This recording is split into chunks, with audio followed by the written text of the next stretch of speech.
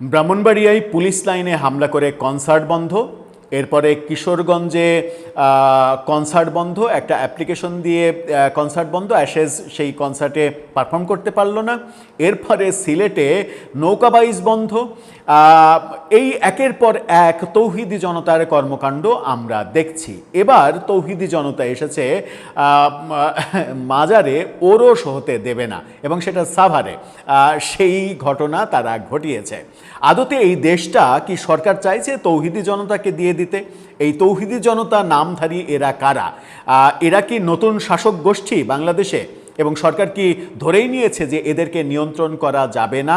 যেমন স্বরাষ্ট্রমন্ত্রী বলছেন ব্রাহ্মণবাড়িয়ায় ওখানে গান বাজনা নাটক সিনেমা এক প্রকার নিষিদ্ধই, ওদের কালচার আলাদা, ওটাকে ভিন্নভাবে ট্রিট করতে হবে। ব্রাহ্মণবাড়িয়া কি আলাদা স্বাধীন একটা রাষ্ট্র যে তারা আলাদা নিয়মে চলবে? এই তৌহিদি জনতা এরা কি বিভিন্ন দেশে যেমন বেশ ক্ষমতাধর বাহিনী রয়েছে, যেমন মায়ানমারে আরাকান আর্মি, এরকম কি তৌহিদি জনতাকে স্বীকৃতি দিতে চাইছে সরকার যে তারা তাদের মতো করে একটা আইন দেশে পাশ করবে এবং তারা একটা মানে প্যারামিলিটারি গোষ্ঠী হিসেবে দেশ শাসন করার চেষ্টা করবে এবং দেশ দখল নেয়ার চেষ্টা করবে? চলুন একটু সাভারে যাই। সাভারে এবার ওরস শরীফ বন্ধ করে দেওয়ার ব্যাপার তারা ঘটাচ্ছে, এবং ওরস মানে মাজারে পীর আউলিয়াদের আপনি ওরস মাজার ভাঙার ব্যাপার তো দেখেছি, প্রফেসর ইউনূস মাজার ভাঙিয়েছেন শত শত। এই ঘটনা এখনও চলবে, মানে বিএনপির আমলেও চলবে, ডক্টর ইউনূস তো এখন নেই। চলুন একটু সাভারে যাই, কি ঘটছে সেখানে একটু জেনে দেখি এই ভিডিওতে। থাকবেন পলিটিক্স টিভির নিয়মিত আয়োজনে।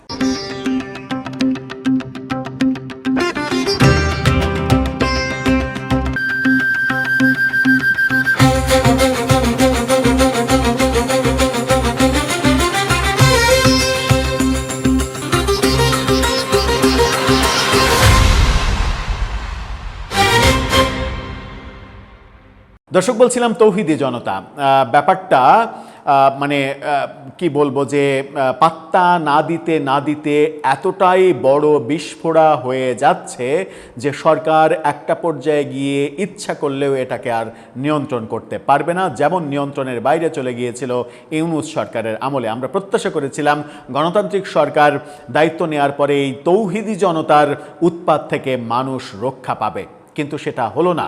আরও বড় ঘটনা একের পর এক ঘটতে শুরু করলো। এবার সাভার ব্যাপারে ডেইলি স্টার কি বলছে দেখুন। সাভারে ওরস বাতিলের দাবি তৌহিদি জনতার।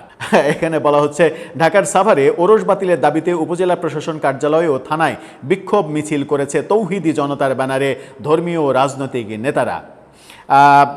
রোববার এই বিক্ষোভের পর সাভার উপজেলা নির্বাহী কর্মকর্তা ও সাভার থানা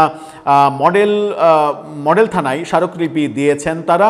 উপজেলার বনগাঁও ইউনিয়নের চাকুলিয়া গ্রামে শাহ সুফি সৈয়দ মাওলানা কাজী আফসার উদ্দিন আল জাহাঙ্গীর আল সুরেশ্বরীর মাজার ও তার ছেলে কাজী জাবের আল জাহাঙ্গীরের বাড়িতে আগামী 26 অর্থাৎ আগামীকালকে থেকে 26-27 এই ওরস হওয়ার কথা। স্থানীয় ধর্মীয় ও রাজনৈতিক নেতারা উপজেলা প্রশাসন, সাভার থানা ও কয়েকটি দপ্তরে অভিযোগ দিয়েছেন মাজারে ওরসের সময় ইসলাম বিরোধী বক্তব্য দেওয়া হয় বলে অভিযোগে উল্লেখ করা হয়েছে। ওরসের সময় ইসলাম বিরোধী বক্তব্য দেওয়া হয়। তৌহিদি জনতার পক্ষে 10 জন অভিযোগপত্রে স্বাক্ষর করেছেন। তারা ওরস বন্ধ এবং গোষ্ঠীর সদস্যদের বিরুদ্ধে করা মামলা প্রত্যাহারের দাবি জানিয়েছেন। অভিযোগে জাবের আল জাহাঙ্গীরের বিরুদ্ধে বিভ্রান্তিকর বক্তব্য দেওয়ার অভিযোগ আনা হয়েছে এবং কোনো অনাকাঙ্ক্ষিত ঘটনা এড়াতে প্রশাসনিক হস্তক্ষেপ চাওয়া হয়েছে। কোনো অনাকাঙ্ক্ষিত ঘটনা এড়াতে, তার মানে এরা যে মব করবে সেই মব যেন তা করতে না হয়, সেই জন্য প্রশাসনকে আগেই এটা থামাতে বলছে। মানে সাহসিকতারও তো একটা লিমিট থাকে রে ভাই। তবে অভিযোগ অস্বীকার করে জাবের বলেন 2024 সালের 30 সেপ্টেম্বর তার বাড়িতে হামলায় তার পরিবারের সদস্যসহ কয়েকজন আহত হয়। হামলাকারীরা ওই 24-এর ইউনূস আমলে মব হয়েছে এক দফা। হামলাকারীরা তার বাড়ি ও যানবাহনে ভাঙচুর ও লুটপাট চালায়। স্থানীয় কয়েকজনের করা মামলার পরিপ্রেক্ষিতে তিনি পাল্টা মামলা করেন বলেও জানান। জাবের বলেন, ধর্মীয় বিষয় নিয়ে তার বিরুদ্ধে ছড়ানো অভিযোগ মিথ্যা। তিনি কারো সঙ্গে ধর্মীয় বিরোধে জড়াতে চান না। কারো আপত্তি থাকলে প্রশাসনের উপস্থিতিতে আলোচনায় বসতে প্রস্তুত তিনি বলেন, বাবার মৃত্যুবার্ষিকী উপলক্ষে প্রায় 19 বছর ধরে তারা বাড়িতে ওরস করে আসছেন এবং বলছেন যে ওই বছর ওই বছরও বাড়ির সীমানার মধ্যে অনুষ্ঠান আয়োজনের প্রস্তুতি চলছে, এবছরও চলছে। বাড়ির বাইরে কোনো প্যান্ডেল বা মাইক ব্যবহার করা হবে না বলেও দাবি করেন তিনি। ওরসকে কেন্দ্র করে তার বাড়িতে হামলার আশঙ্কাও প্রকাশ করছেন তিনি। ওরস বন্ধের দাবি কেন জানানো হচ্ছে জানতে চাইলে খেলাফত আন্দোলনের মহাসচিব মাওলানা ইউসুফ সাদিক ডেইলি স্টারকে বলেছেন, তার সঙ্গে আমাদের ব্যক্তিগত কোনো শত্রুতা নেই। তিনি ইসলামকে ভুল ব্যাখ্যা করেছেন এবং কোরআন ও হাদিসের ভুল ব্যাখ্যার মাধ্যমে মানুষকে বিভ্রান্ত করছেন। বিশেষ করে তার বক্তব্যে যা প্রকাশ পেয়েছে তা কোরআন ও হাদিসের গুরুতর সাংঘর্ষিক। তিনি বলেন, বিভ্রান্তিকর বিভিন্ন বক্তব্যের মাধ্যমে তিনি এলাকায় বিভ্রান্তি ও ভুল বোঝাবুঝির পরিস্থিতি তৈরি করেছেন। গত বছরও এই বিষয়কে কেন্দ্র করে একটি অনাকাঙ্ক্ষিত ঘটনা ঘটেছিল, গত বছরও মব করা হয়েছিল। যাই হোক, একটা প্রশ্ন বোধহয় করাই যায় যে আমাদের এই উপমহাদেশে ইসলামের বার্তা নিয়ে কারা এসেছিলেন? এই তৌহিদি জনতা নাকি পীর আউলিয়া দরবেশ তারা? পীর আউলিয়ারা যদি আমাদের এই উপমহাদেশে ইসলামের দাওয়াত নিয়ে না আসতেন, তারা যদি ইসলামের দাওয়াত না দিতেন, তাদের দাওয়াতে মুগ্ধ হয়ে এই অঞ্চলের মানুষ যদি ইসলাম গ্রহণ না করত, তাহলে আজকের এই তৌহিদি জনতারা কি ইসলামের নামে এটা করতে পারতেন, নাকি তারা এখনো অন্য ধর্মের অনুসারী থাকতেন? সেই প্রশ্নটা করলে কি খুব বড় অন্যায় হয়ে যাবে? যে পীর আউলিয়ারা এদেশে ইসলাম আনলো, তাদের ইসলামকে আপনি ইসলাম বলছেন না। আপনাদের এই দ্বিমত থাকতেই পারে, কিন্তু কোনটা ইসলাম আর কোনটা ইসলাম না সেটা নির্ধারণ করার দায়িত্ব একমাত্র মহান সৃষ্টিকর্তার, আর কারো নয়। কোনো মানুষের দায়িত্ব নয় যে কোনটা হালাল আর কোনটা হারাম, কোনটা করলে বেহেশতে যাব আর কোনটা করলে দোজকে যাব, এই সিদ্ধান্ত নেয়ার। কারণ এই সিদ্ধান্ত একমাত্র মহান আল্লাহ পাক নেবেন। তিনি রোজ হাসরে বিচার করবেন, বিচার করে ভালো কাজের জন্য পুরস্কার দেবেন, খারাপ কাজের জন্য তিরস্কার করবেন কিংবা শাস্তি দেবেন। এটাই তো জানি আমরা। কে মুসলমান না কে মুসলমান এই সিদ্ধান্ত নেওয়ার ক্ষমতা আপনাকে কে দিল?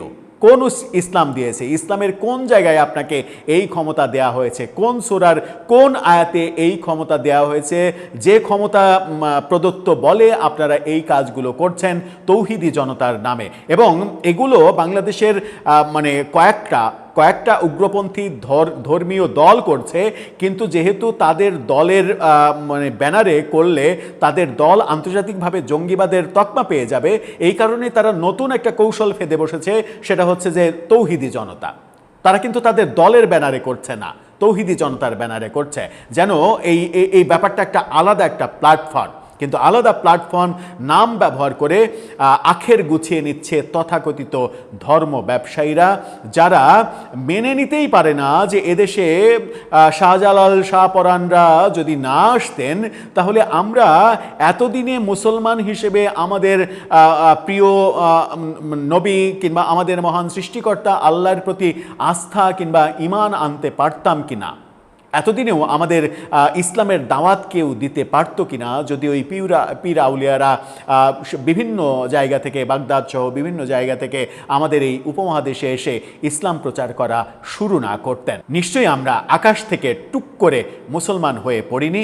আমরা দাওয়াতে দীক্ষিত হয়ে মুসলমান ধর্ম গ্রহণ করেছি, আমাদের পূর্বপুরুষরা গ্রহণ করেছেন।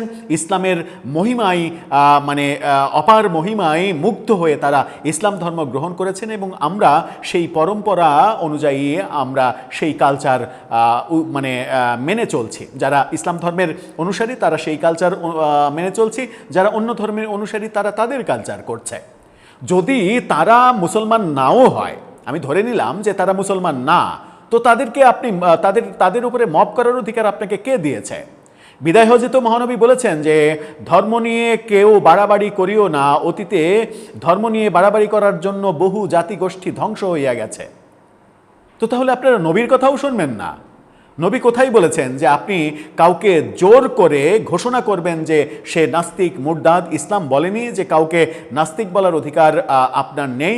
যদি আপনি কাউকে নাস্তিক বলেন, সে যদি শেষ বিচারে আল্লাহর কাছে, আল্লাহর দৃষ্টিতে নাস্তিক না হন, তাহলে আপনি দোজখে যেতে বাধ্য নাস্তিক হিসেবে। আপনি মিথ্যাভাবে যদি কাউকে অভিযোগ করেন, এবং যে অভিযোগ করার আপনার ক্ষমতাই নাই, এখতিয়ারই নাই, এবং ইসলাম সেই এখতিয়ার আপনাকে দেয়নি। দর্শক, আপনার মতামত এই ব্যাপারে জানিয়ে লিখতে পারেন আমাদের কমেন্ট বক্সে।